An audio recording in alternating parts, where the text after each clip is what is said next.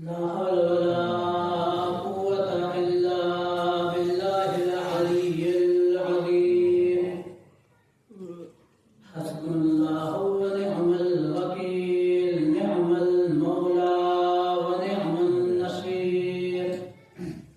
أعوذ بالله من الشيطان الرجيم. بسم الله الرحمن الرحيم. الحمد لله الذي هدانا لهذا وما كنا لنهتدي لولا أن هدانا الله. لقد جاءت رسل ربنا بالحق. الصلاة والسلام تحية والإكرام على أشرف الأنبياء والمرسلين، خاتم النبيين، مولانا ومولى الثقلين، جد الإمام الحسنين أبي القاسم محمد وعلى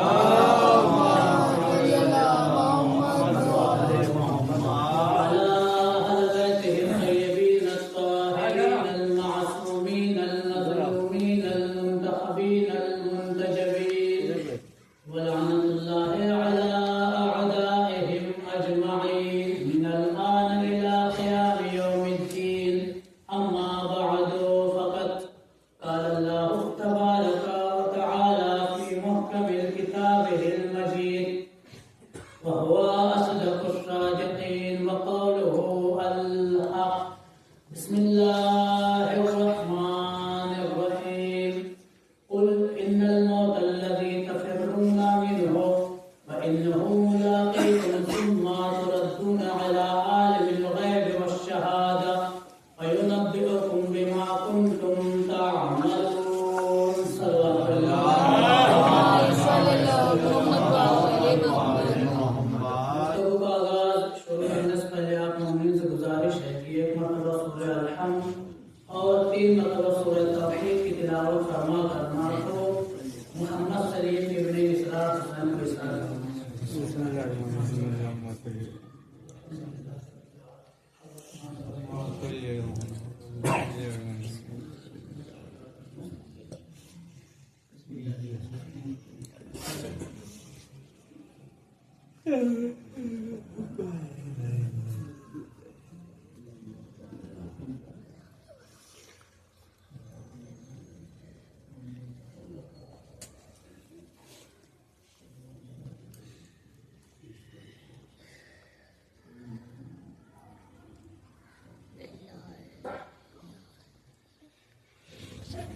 صلوات محمد علیہ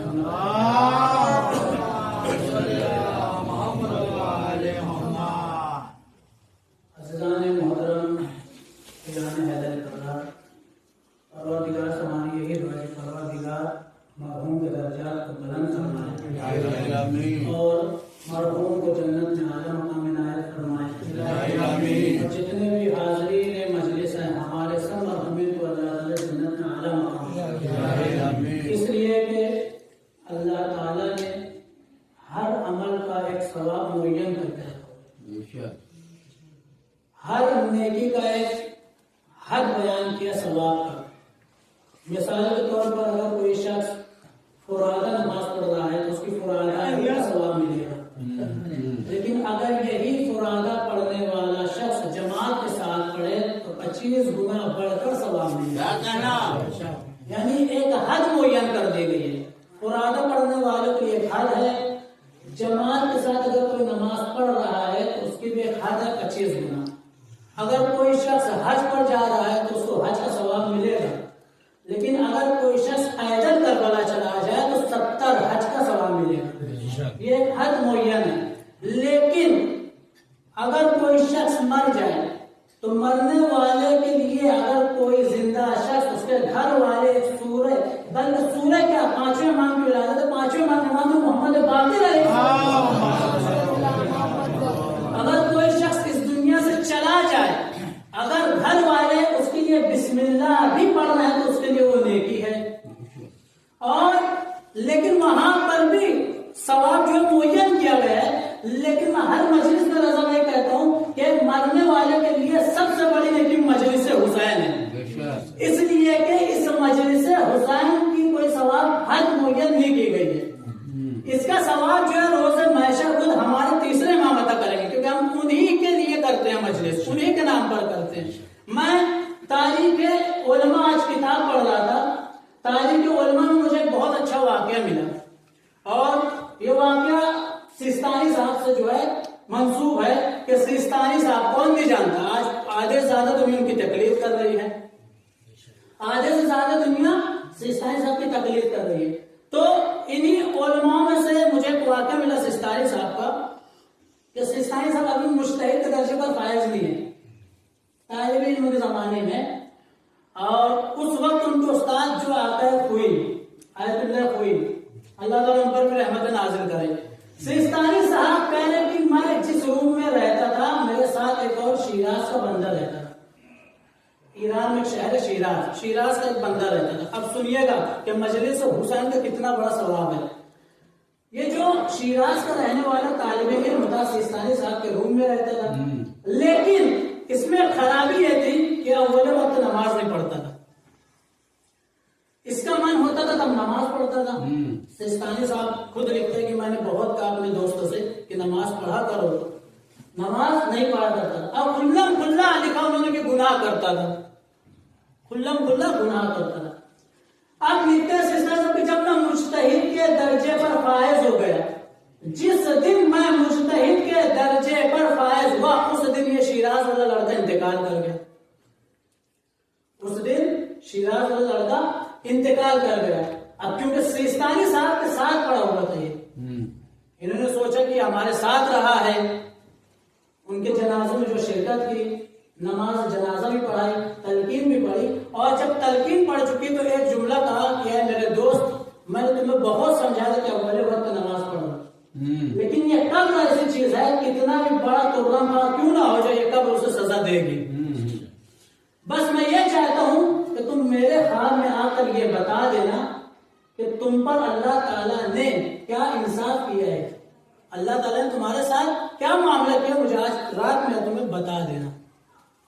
اب جب اسے دفنا چکے، تدفین ہو چکی، دفن ہو چکا، اسی رات سیستانی صاحب کے عالم خواب میں ایک شخص آیا اور آ کر کہنے لگا کہ آپ اس وقت مجتہد کے درجے پر فائز ہیں، اب میں آپ کو دوست بھی نہیں کہہ سکتا کیونکہ وہ زمانہ الگ تھا کہ جب میں آپ کے ساتھ تھا، اس وقت میں دوست کہتا تھا، لیکن اب بہت ہی احترام کے ساتھ میں کہوں گا کہ میرے لیے کوئی نیکی کرے، اس لیے کہ اللہ تعالیٰ نے میرے ساتھ جو معاملہ کیا ہے وہ بہت خطرناک ہے، بہت سخت ہے، میں وہ بیان نہیں کر سکتا. بس آپ جتنی نیکی ہو سکے میرے لیے کریں، اس لیے کہ مجھے جہنم کی آگ برداشت نہیں ہے. کیا مطلب؟ یعنی پہلے ہی رات اللہ نے اس کے قبر کو جہنم کی آگ سے بھر دیا. سیستانی صاحب نے جو ہے اپنے طالب علموں سے کہا کہ سورہ فاتحہ پڑھا جائے. شیراز سے جو طالب علم تھا سورہ فاتحہ تو پڑھا گیا، سیستانی صاحب نے بھی پڑھا. دوسرے دن پھر عالم خواب میں آ گیا، کہا سورہ فاتحہ کافی نہیں ہے، سورہ فاتحہ کافی نہیں ہے. کہا کس لیے کافی نہیں ہے؟ کہا کہ اس لیے، آپ سنیے گا اس نے کیا کہا کہ ہم جو سورہ فاتحہ پڑھتے ہیں نا کب تک مرحوم کو اثر کرتا ہے. اب یہ ایک مرحوم بیان کر رہے ہیں کہ سورہ فاتحہ ہم جو پڑھتے ہیں قبروں پہ جا کر یا اپنے گھروں میں یا مسجدوں میں پڑھتے ہیں کب تک اثر کرتے ہیں بیان کر رہے ہیں. اس نے کہا اس لیے کہ جب تم نے اور تمہارے شاگردوں نے سورہ فاتحہ پڑھا اس وقت مجھ سے عذاب کو ہٹا دیا گیا تھا، لیکن کچھ دیر کے بعد پھر مجھ پر جو عذاب نازل کر دیا گیا. کہا وجہ کیا ہے؟ کہا اس لیے کہ میں نے فرشتوں سے پوچھا کہ کچھ دیر پہلے مجھے عذاب جو ہے مجھ پر سے ہٹا دیا گیا تھا، لیکن اب کیا وجہ ہے کہ تمہارا عذاب کو نازل کیا گیا؟ کہا جب تک تمہارے علماء اور تمہارے شاگرد جب تک سورہ فاتحہ پڑھے تھے اس کا اثر اس وقت تھا جب تک تو وہ دوسرے گناہ نہ کر لے. کیا سمجھ میں آیا؟ مطلب یہ ہے کہ اگر میں اپنے والد کے لیے سورہ فاتحہ پڑھوں تو اس وقت تک میرے والد صاحب امن و امان رہیں گے جب تک میں کوئی گناہ نہ کروں. یاد رکھیے گا اگر آپ قبر پر سورہ فاتحہ پڑھ رہے ہیں تو آپ کو گناہوں سے بھی پرہیز کرنا پڑے گا. قبرستان آپ جا کر سورہ فاتحہ پڑھے اور قبرستان میں باہر نکل کے جیسی گالی دی فوراً آپ کو سورہ فاتحہ کا اثر ختم ہو جائے گا. فوراً سورہ فاتحہ کا اثر ختم ہو جائے گا. لہٰذا جب تیسرے دن سیستانی صاحب نے اس بات کو سنا تو اپنے شاگردوں سے کہا کہ میرے دوست کے لیے مجلس امام حسین برپا کی جائے. اب جب مجلس امام حسین برپا ہو گئی تیسرے دن سیستانی صاحب انتظار کرتے رہے کہ میرے خواب میں آ کر میرا دوست مجھ سے کچھ بیان کرے کہ اللہ نے اب کیا معاملہ کیا ہے. لیکن تیسرا دن گزر گیا, چوتھا دن گزر گیا, پانچواں دن گزر گیا, عالم خواب میں یہ شخص نہیں آیا. لیکن جب 40 دن گزر گئے تو 40ویں دن عالم خواب میں سیستانی صاحب کیا آیا اور آ کر کہنے لگا کہ تمہارا جتنا شکریہ ادا کیا جائے اتنا کم ہے. کہا تمہارا جتنا شکریہ ادا کیا جائے اتنا کم ہے. کہا پہلے مجھے تو یہ بتاؤ کہ تم تیسرے دن میرے خواب میں کیوں نہیں آئے؟ ایسی کیا وجہ تھی, ایسے کیا معاملات اللہ نے کیے کہ تم میرے خواب میں نہیں آ سکے؟ تو اس نے کہا کہ جیسے ہی تم نے میرے لیے مجلس عزا برپا کی ویسے ہی فرشتے میری قبر میں اور مجھے اٹھا کر جنت میں لے گئے. مجھے اٹھا کر جنت میں لے گئے اور جنت میں مجھے ایک محل میں ایک دروازے میں داخل کیا گیا اور جب داخل کیا گیا تو دوسرے دروازے سے نکلنے تک مجھے 40 دن لگ گئے. اتنا بڑا محل تھا. ایک دروازے سے جب میں نے داخل ہوا تو دوسرے دروازے نکلنے میں مجھے 40 دن لگ گئے. میں نے فرشتوں سے پوچھا کہ میرے گناہ تو اتنے تھے, میں اس قابل نہیں تھا کہ میں جنت میں ہوں, آخر کیا وجہ ہے؟ تو ایک مرتبہ فرشتوں نے کہا اپنے آقا حسین سے پوچھو.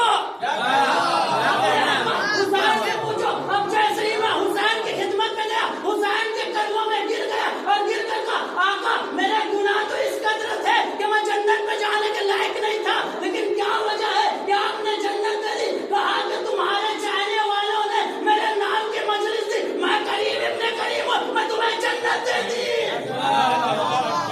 حق کی بقا حسین سے ہے, یعنی نام خدا حسین سے ہے. ارے جو نہیں پڑھتا 5 وقت کی نماز پھر وہ کیسے بھلا حسین سے ہے. نعرہ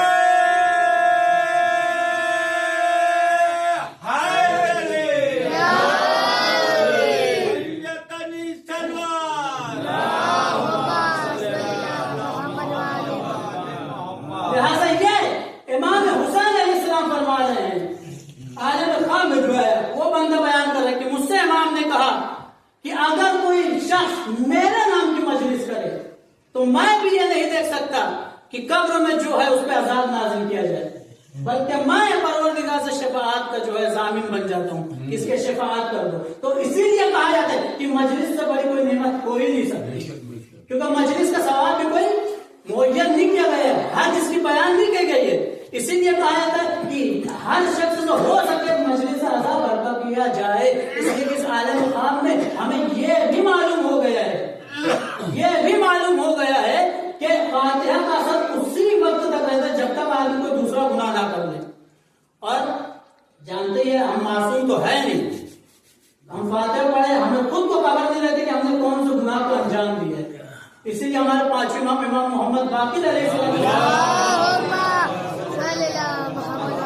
چھٹے امام بھی یہ فرماتے ہیں کہ جب بھی آپ رات میں سونے کے واسطے بستر بجاؤ پہلے اپنا محاسبہ نفس کرو کہ آپ نے دن میں کون سی نیکی کو کیا, کون سے گناہ کو انجام دیے. گناہ زیادہ ہے تو توبہ کر کے سو. میں نہیں چاہتا کہ تم اسی عالم میں جو ہے موت آ جائے. اب سنیے گا آگے کی روایت. آگے قرآن مجید فرما رہے کہ کل سورہ جمعہ قرآن مجید کا 61 نمبر کا سورہ ہے اور اس کی آیت نمبر 8.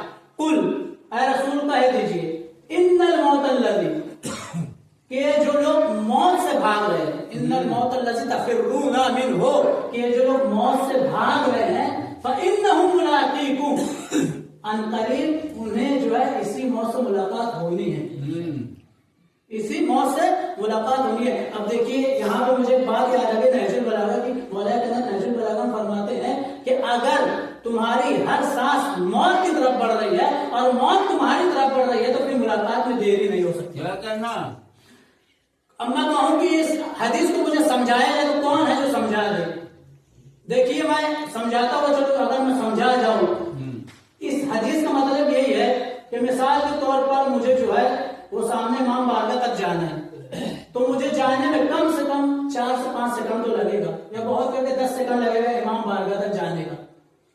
لیکن اگر وہاں ملک الموت کھڑی ہو اور میں یہاں سے چلوں، یہاں سے میں چلوں وہاں سے ملک الموت، تو پھر ملاقات میں دیر نہیں ہو سکتی، کبھی بھی موت آ سکتی ہے۔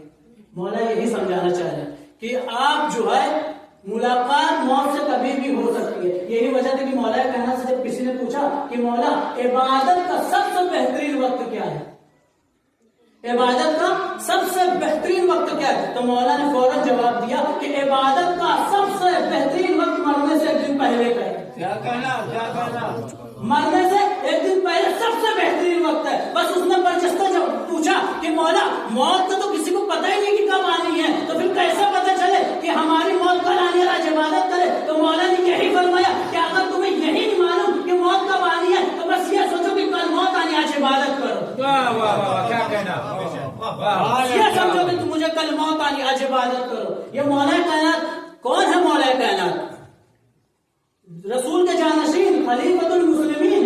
مجھے اس موضوع میں نہیں گھسنا، لیکن بات آگے تو کہتا ہوا چلوں، کیونکہ 5ویں امام کی ولادت کے دن ہے، میں سوچ کر آئے کہ ان کے حوالے سے کچھ باتیں کہوں کہ 5ویں امام فرماتے ہیں کہ 5ویں امام جب ایک شخص آیا، آپ سنیے گا، میں تھوڑا موضوع سے ہٹ گیا آیت کو لے کر، لیکن اب بات یاد آ گئی تو اسے بھی کہتا ہوا چلوں، کیونکہ آدمی جب مجلس کی تیاری کرتا ہے، کتابیں پڑھتا ہے نا، تو اسے جو باتیں یاد آ جاتی ہے پہلے وہی کہہ دیتے ہیں۔ آج ایک اور روایت میں نے پڑھی کہ 5ویں امام سے کسی نے پوچھا کہ مولا آپ کا چاہنے والا، سنیے گا 5ویں امام کا جواب، آپ کا چاہنے والا جنت میں جائے گا؟ امام نے فرمایا اہل بیت کا چاہنے والا کوئی ایسا نہیں کہ جو جہنم میں رہے، کیا کہنا، کوئی بھی شخص جہنم میں نہیں رہ سکتا۔ اب 5ویں امام سے سوال کیا گیا، کیا آپ کا چاہنے والا کتنا بھی گنہگار ہو، کتنا بھی گنہگار ہو، کیا جنت میں جائے گا؟ تو 5ویں امام نے فوراً جواب دیا، اگر کوئی حقیقی ہمارا چاہنے والا تو گنہگار ہو بھی نہیں سکتا۔ اگر کوئی حقیقی ہمارا چاہنے والا ہے تو وہ گنہگار نہیں ہو سکتا، لیکن اگر تم نے سوال کر لیا ہے کہ اگر گنہگار ہوگا تو اسے برزخ میں سزا ملے گی، روز محشر کوئی سزا نہیں ملے گی۔ روز محشر وہ جنت میں جائے گا، یقیناً جائے گا۔ کہا کیسے؟ کہا ہمارا چاہنے والا، سنیے گا 5ویں امام نے کیا جواب دیا، کہا ہمارا چاہنے والا کتنا بھی گنہگار کیوں نہ ہو، اگر کوئی شخص، کوئی ظالم جو ہم اہل بیت سے بغض رکھتا ہے، وہ ہمارے چاہنے والے سے کہے کہ جاؤ اپنے امام کو قتل کر دو، تو کبھی بھی قتل نہیں کرے گا ہمیں، چاہے کتنا بھی گنہگار ہو، الٹا خفا ہو جائے گا، لڑے گا، کہا تم ہمارے امام کو قتل کروا رہے ہو، کتنا بھی گنہگار ہو، بس یہ محبت ہے ہمارے ان کے دل میں جو ہمیں قتل نہیں کرے گا، اسی بنا پر وہ جنت میں جائے گا۔ اب یہاں پر قرآن مجید کو میں واقعہ سناتا ہوا چلوں کہ قرآن مجید آپ اٹھا کے پڑھیے گا، صرف 2 آیت پڑھیے گا، 2 آیت کی تفسیر پڑھیے گا، بڑا لطف آئے گا، بڑا مزہ آئے گا۔ قرآن مجید سورہ اعراف 7ویں نمبر کا سورہ ہے اور اس کی آیت نمبر 175 اور 176، جس میں بلعام باور کا جو ہے ذکر ہوا ہے۔ شاید آپ لوگوں نے پہلی مرتبہ نام سنا ہے، کیونکہ اس سے پہلے میں کسی مجلس میں اس کا عرض کر چکا، لیکن پورا واقعہ بیان نہیں کیا تھا۔ بلعام باور، قرآن مجید نے اس کا ذکر کیا ہے، آیت نمبر سورہ اعراف قرآن مجید کا 7واں نمبر کا سورہ ہے اور آیت نمبر 175 اور 176۔ آیت نمبر 175 میں پروردگار فرما رہا ہے کہ اے رسول تم اپنی امت کو بلعام باور کی خبر کیوں نہیں دیتے کہ وہ کتنا بڑا عالم تھا؟ کیا ہے؟ وَاتْلُو عَلَيْهِمْ آیاتنا آیاتنا، کہ ہم نے جو ہے اسے ہماری نشانیاں بھی دی تھی اور اس میں اعظم بھی دیا تھا۔ بلعام باور ایک ایسا جناب موسیٰ کے زمانے کا، ایک ایسا عالم دین، جناب موسیٰ کے زمانے کا ایک ایسا عالم دین کہ جسے اللہ نے اس میں اعظم دیا، اللہ تعالیٰ نے اس میں اعظم دیا، جو بھی دعا کرتا تھا فوراً قبول ہوتی تھی، جو بھی دعا کرتا تھا فوراً قبول ہوتی تھی۔ اب بلعام باور کے لیے تو پروردگار نے 175 نمبر آیت میں جو کیا کہا، رسول تم اپنی امت کے لیے بلعام باور کی مثال دو۔ فوراً 176 نمبر کی آیت میں کیا کہا کہ مثلہ مثلہ الکلب، کہ بلعام باور کی مثال جو ہے کتے کی مثال ہے۔ ایسا کیا ہوا کہ بلعام باور جسے اللہ نے اس میں اعظم دیا، جو بھی دعا کرتا تھا فوراً دعا قبول ہوا کرتی تھی، فوراً دعا قبول ہو جاتی تھی، ابھی تو اللہ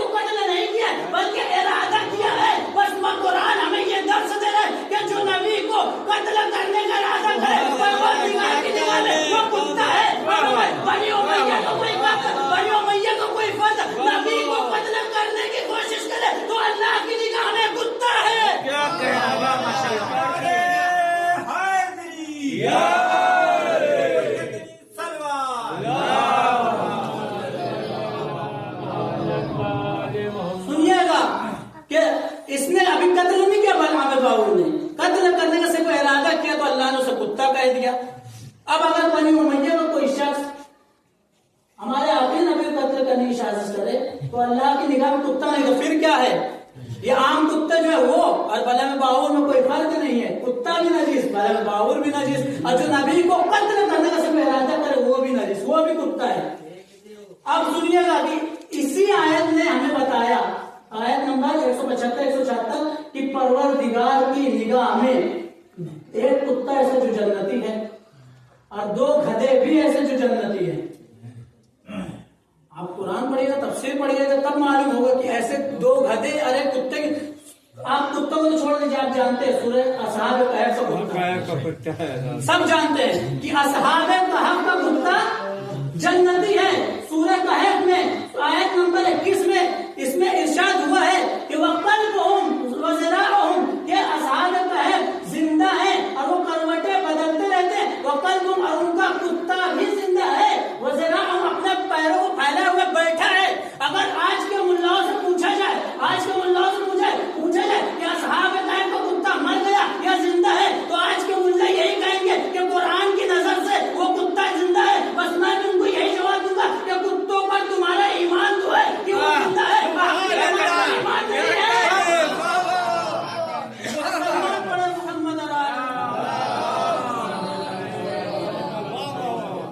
تیر ہے، نشتر ہے، لیکن بات بالکل اصل ہے۔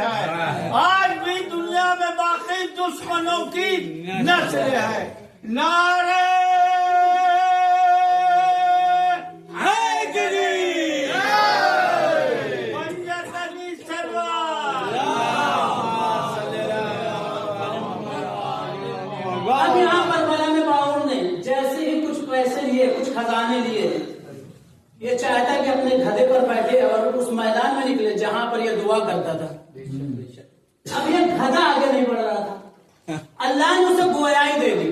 اس گدھے نے کہا کہ اے بے وقوف، اتنا بڑا اسم اعظم اللہ نے تجھے دے دیا اور تو ایک نبی کو قتل کے ارادے سے نکلا ہے، ایک نبی کو قتل کے ارادے سے نکلا ہے، جبکہ اللہ نے تجھے اتنا بڑا اسم اعظم دیا ہے۔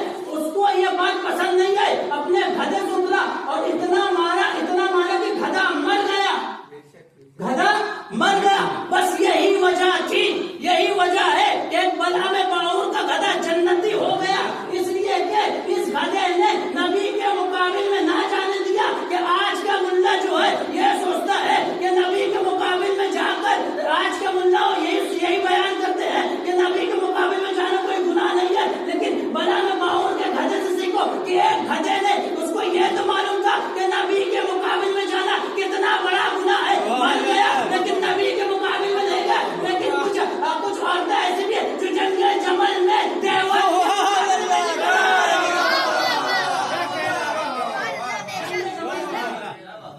کے مقابل میں نکل آئے، جبکہ گدھے کو معلوم تھا کہ نبی کے مقابلے میں نہیں نکلنا چاہیے۔ تو یہ ایک بلعام باور کا گدھا، ایک بلعام باور کا گدھا جو جنتی ہے، اصحاب کہف کا کتا جنتی ہے۔ اب تیسرا گدھا، ایک اور گدھا کون سا ہے؟ حلیمہ سعدیہ کا۔ حلیمہ سعدیہ کون ہے؟ جنہوں نے رسول اللہ کو روایت کے مطابق دودھ پلایا، رضاعی ماں جسے کہتے ہیں حلیمہ سعدیہ، کہ جب حلیمہ سعدیہ رسول اللہ کا بچپنا تھا، چاہتی تھی کہ حج کے ارادے سے نکلے تو گدھوں پر جو ہے قافلہ جا رہا تھا، لیکن حلیمہ سعدیہ کا جو گدھا تھا وہ اپنے پیروں سے معذور کا ننگڑا تھا، جو چل نہیں پا رہا تھا۔ جب یہ حج کے لیے قافلہ نکلا تو لوگوں کا گدھا تو صحیح سالم تھا، آگے نکل گیا،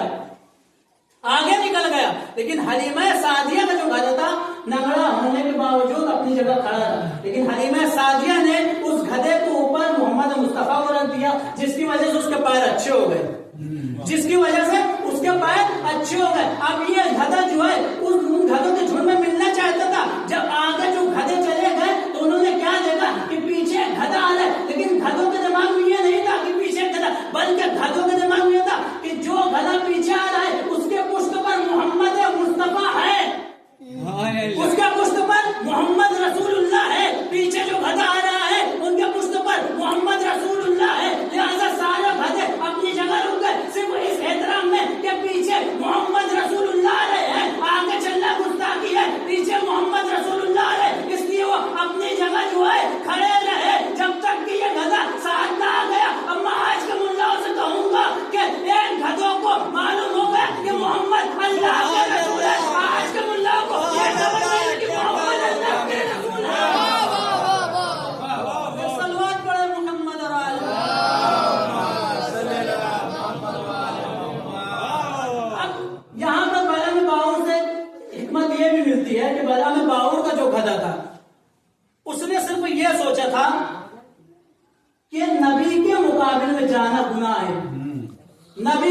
مقابل میں جانے والا کافر ہے، لہٰذا یہ اپنے قدموں کو روک لیا اور بلا میں باؤ نے سے اتنا مارا کہ یہ مر گیا۔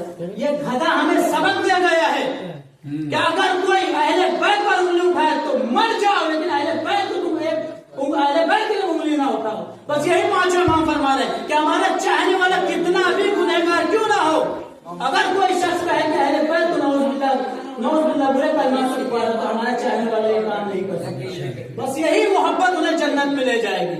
اور کیونکہ آج پانچوں امام کی ولادت کا دن ہے، کچھ چند باتوں کے حوالے سے پانچوں امام، ایک رجب کون سے سن پیدا ہوئے؟ 57 ہجری، معلوم ہونا چاہیے 57 ہجری، کیونکہ پانچویں امام کے لیے جو ہے 57 ہجری میں جو ہے بہت قیمتی رکھتا ہے، اس لیے کہ 57 جب آپ لکھیں گے تو پہلے 5 لکھیں گے پھر 7 لکھیں گے، 57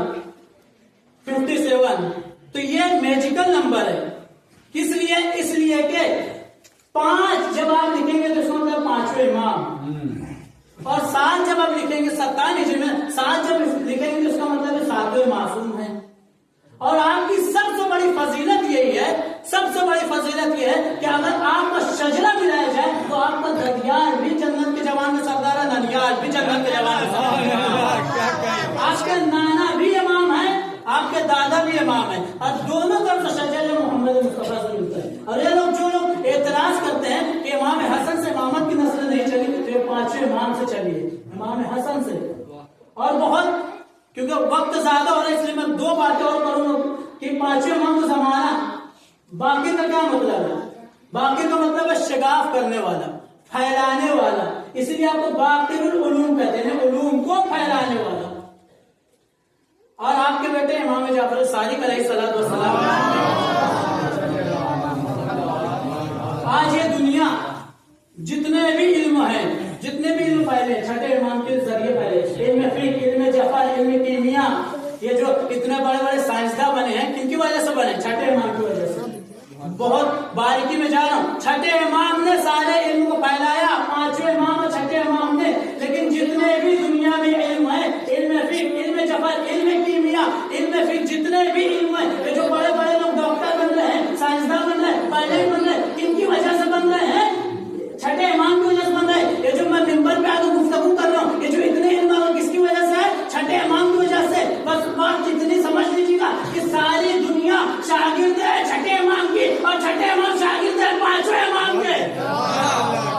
یہ پانچویں امام کی سب سے بڑی فضیلت ہے کہ پانچویں امام اپنے زمانے میں، دیکھیے راہب کا واقعہ کون بھی جانتا ہے؟ بس آخری بات، اس کے بعد اور کے مسائل۔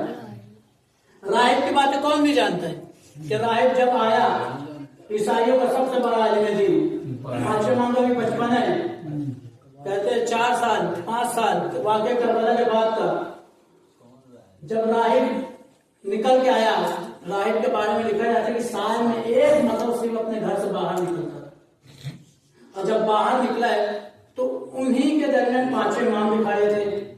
اس نے نظروں سے سب کو دیکھا، جتنے بھی عیسائی تھے سب کو دیکھا، اچانک اس راہب کی نظر پانچویں امام پر پڑی، اور جب پانچویں امام پر پڑے تو اس راہب نے کہا کہ تم تو ہمارے قبیلے کے لگتے نہیں ہو۔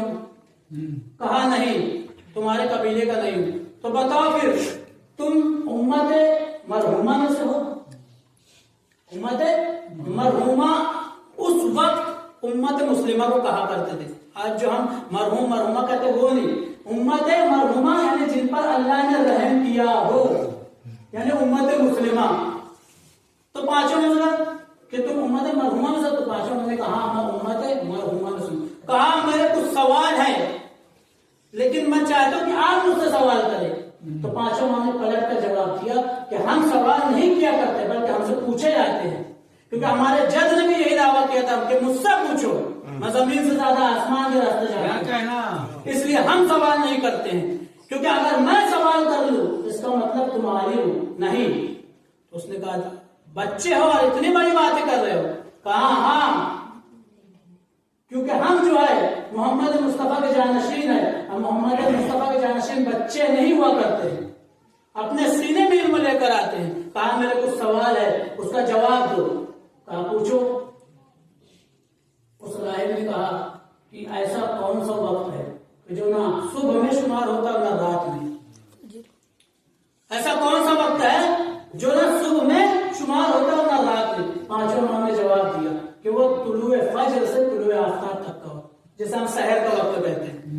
कहा ये न रात में शुमार होता है न दिन में शुमार होता है। अगर कोई बीमार इसमें दुआ करता अल्लाह ताला उसकी दुआ को कबूल करता है। कोई मरीज अगर दुआ करे तो शिफा पा जाए। अगर रात के चाहते हुए तो उस वक्त उसे नींद बहुत अच्छी आती है। अगर कोई बेकरार है तो उस वक्त उसे करार आ जाता है। यही वो वक्त है जो न सुबह में शामिल है और न रात में। कहा अच्छा कि तुम्हारे जज फरमाते थे, दूसरा सवाल, तुम्हारे जज फरमाया करते थे कि जन्नत में बहुत सारी नेमतें होंगी, जन्नत में बहुत सारी नेमतें होंगी, लेकिन वो खाएंगे पिएंगे लेकिन वो निजासत जो है उनसे दूर होगी। इसकी कोई मिसाल दुनिया में है? पांचों इमाम ने कहा इसकी मिसाल दुनिया में है। कहा बताओ। कहा कि बच्चा जब मां के पेट में होता है, खाता है पीता है, लेकिन निजासत से कोई लेना देना नहीं होता। पांचों इमाम ने फौरन बर्जस्ता जवाब दिया। अब पांचों इमाम ने सवाल किया कि अच्छा ये बताओ कि तुम्हारे जज से मैंने सुना है कि जन्नत में जो है शजरा तूबा है, एक दरख्त है जिसका नाम तूबा है, उसका साया जन्नत में जितने भी लोग रहेंगे सबके मकानों पे होगा। दरख्त तो है एक, लेकिन साया सारे मकानों पे होगा। दुनिया में कोई मिसाल है? पांचवें इमाम उसको कहा है। कहा क्या है? कहा सूरज है एक, लेकिन रोशनी पूरी दुनिया में जाती है। है तो एक, लेकिन रोशनी घर घर में जाती है, पूरी दुनिया में जाती है। आखिरी सवाल बताइए कि मेरा आखिरी सवाल ये है कि ये ऐसा बताओ कि जन्नत का दरवाजा क्या है और उसकी चाबी क्या है? पांचवें इमाम ने कहा कि जन्नत का दरवाजा शिर्क है, उसकी चाबी ला इलाहा इल्लल्लाह। बस उसने पूछा कि मैं वही राहिब हूं कि कुछ अरसा पहले जब तुम्हारे जज ने सलूनी का दावा किया था तो तुम्हारे जज ने कोई ऐसा सवाल नहीं जिसका जवाब ना दिया हो। हर सवाल का जवाब तुम्हारे जज ने दिया। यहां तक के एक मशवरा हमने किया कि आज हम एक ऐसा सवाल ले जाएं, ये राही बयान करें पांचवें इमाम से कि आज हम कोई ऐसा सवाल करें कि मौला कहना उसका जवाब ना दे पाए। रात भर हम जाके कि कौन सा सवाल बनाए, कौन सा सवाल, क्योंकि इमाम अली अलैहिस्सलाम हर सवाल का जवाब देते थे। जब दिन होने लगा तो उनके ज़हन में सवाल आया, तो ये राहिब बयान करते कि मैं आपके जज की खिदमत में गया और जब जज की खिदमत में गया तो सवाल किया मैं कि मेरे पास कुछ बकरियां हैं और उन्हीं बकरियों को देखभाल के लिए कुत्ता भी रखा हूं, लेकिन एक बकरी ने एक बच्चे को जन्म दिया है, लेकिन उसकी हरकतें देख के समझ में नहीं आती कि वो बकरी है कि कुत्ता है। किससे सवाल कर रहा है? मौला कायनात से। कहा हमारी एक बकरी ने एक बच्चे को जन्म दिया है, लेकिन उसकी हरकत से ये समझ में नहीं आता है कि वो कुत्ता है या बकरी है। तो मौला कायनात ने कहा कि एक तरफ गोश्त तो रखो, एक तरफ चारा रखो। अगर गोश्त तो खाए तो कुत्ता और अगर चारा खाए तो बकरी। उस राहिब ने क्या कहा? उस राहिब ने कहा कि हम ये करके देख चुके, कभी वो गोश्त खाते कभी चारा खाते। कहा कि अब पानी रखो, अगर वो ऐसी हरकत कर रहे हैं तो पानी रखो।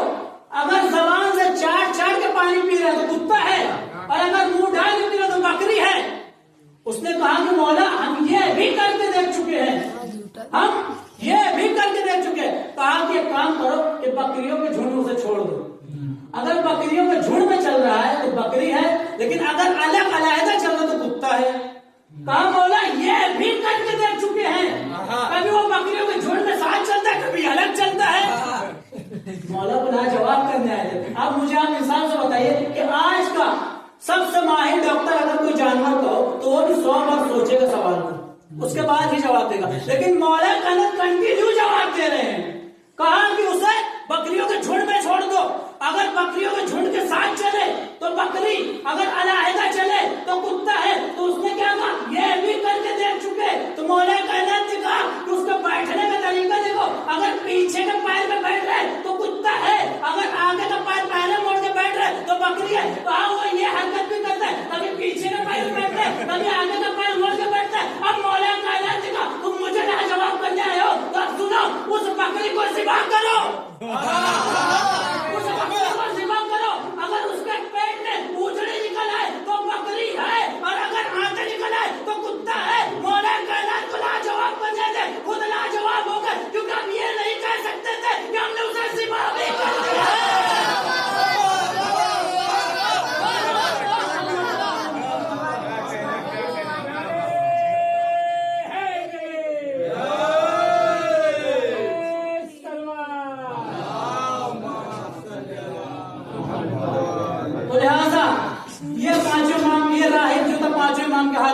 लाया اور کہا کہ میرے توریت میں آپ کا نام لکھا ہے. آپ کے جج نے فرمایا تھا کہ پانچویں اگر بیٹے سے ملاقات ہو جائے تو انہی کے ہاتھ میں مسلمان ہو گئے. اور یہ رجب کا مہینہ ہے.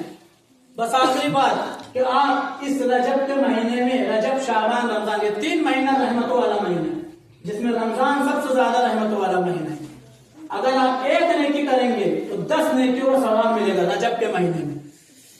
اگر اسی لیے میں کہہ رہا ہوں کہ اپنے مرحوم کے لیے اگر آپ ایک مرتبہ سورہ فاتحہ پڑھیں گے تو پروردگار 10 گنا لکھے گا.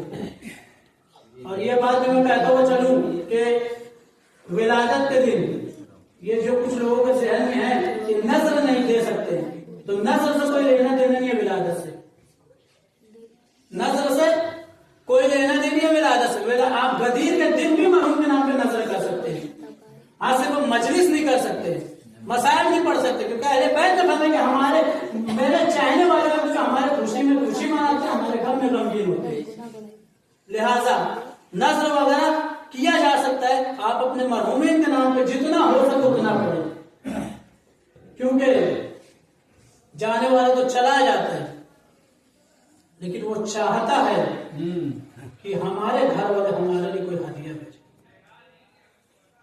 آپ نے دیکھا ہوگا قبرستان جا کر, اور جا ہی رہے ہیں, جتنے بھی لوگ اس دنیا سے گزر چکے ہیں اگر 30 سال 35 سال 40 سال کے ہیں ان کی قبر جو ہے کافی طویل بنی ہوئی ہے. لیکن یہ پہلے ایسا جنازہ ہے, یہ قد و قامت کافی طویل ہے. لیکن جب بھی آپ قبر پہ جائیں گے تو آپ کو ہمیشہ اگر اولاد جائے گی تو اپنے باپ کی یاد آئے گا کہ ہمارے باپ کی قد و قامت اتنی طویل تھی, قبر جو ہے اتنی چھوٹی. کوئی بھائی جائے گا تو ہمیشہ اس کو اپنا بھائی یاد آئے گا کہ میرے بھائی کی قد و قامت اتنا بلند لیکن قبر اتنی چھوٹی, لیکن بس اب کربلا